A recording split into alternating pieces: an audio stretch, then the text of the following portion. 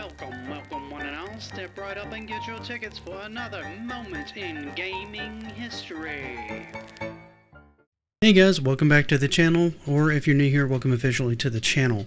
This is a series where I go into various different moments in video game history, and today I want to dive back into the realm of early 3D gaming. What I have for you today is a contender for the first multiplayer game, and one that actually people consider the first multiplayer game in lieu of Maze Wars, primarily due to Maze Wars' lack of documentation and remaining code. And this one is, by all reports, the very first 3D space simulator, Spasim. Now, I know one of the first things you're going to ask is, what's with the stupid name and what do you want about GeekStorian? Well, I'll admit, I was a bit on the confused side myself when I first heard about this game, so I did some digging. The game's real name was actually Space Simulator. The reason it's more often called spasim is because of the name limitations for the files on the Plato mainframe system it was running on. You see, the system had a limitation of 6 characters, so instead of being able to call it Space Sim or Space Simulator, he had to shorten it to spasim, which often and frequently, likely even by me, gets called spasm. Also, when I say Space Sim, I mean it.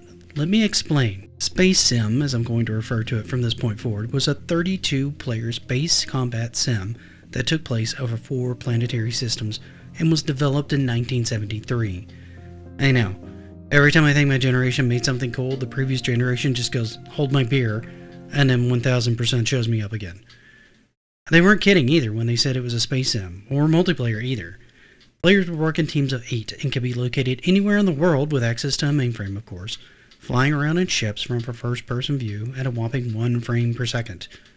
And to think, we complain about anything less than 60 FPS now. Other players would show up as a sired wireframe spaceship, and this meant that yes, they obscured any objects behind them, and objects in front of them obscured them. Which, while that doesn't sound too impressive today, keep in mind this is still 1973. Players would also be required to plan movement in polar coordinates with positions calculated in the Cartesian coordinates, which is a rectangular coordinate system that consists of X and Y axis while taking into consideration the orientation of the ship. Those of you who are still listening will notice I said X and Y and not Z. Keep in mind I also used polar coordinates, which are for the ship itself. This also means a 2D movement system, but it can be expanded to 3 dimensions using cylindrical or spherical coordinate systems, which would allow for 3-dimensional orientation while still giving the general quadrant-based Cartesian system to be able to narrow down the location of enemy ships. Trust me, it was tricky. Keep in mind, players were calculating all these different maneuvers and mathematics while having phasers, photons, and all that being shot at them, which means yes, it was modeled after Star Trek. I love this game already. This gets even more complicated when you understand that later versions of the game didn't have everyone on the ship. Yeah, some people were working from their local systems in order to manage resources needed to maintain the war effort of their space-going fleet. So on top of space combat, some players were coordinating online with players in combat to figure out what resources they needed and how to keep them flowing so the ship could not only weather the fights, but keep the power reserves and repairs up. This game was intense.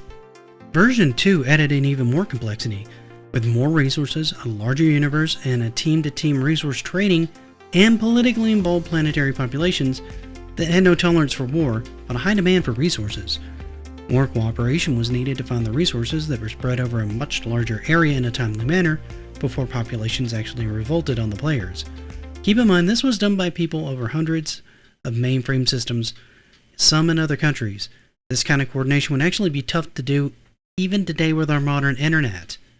This was a very ambitious game, allowing for this many people over that large of a distance to play together, on top of being one of the earliest examples of vector graphics 3D on top of that. I'd say it's pretty safe to assume this game not only influenced future space simulation games, but also other resource management games and 3D game development in general. However, what do you guys think of this one? Did any of you know about this one? And if so, when did you learn about it? Have any of you had a chance to play any variation of this at all? If so, let me know in the comments. However, for now, I'd like to take a moment and thank you all for spending part of your day with me. If I could impose on you one last time and ask you to leave this video a like, it would really help me out. Also, if you haven't, consider subscribing. That really helps me out as well. For now though, thank you one last time for spending part of your day with me, and until next time, happy gaming.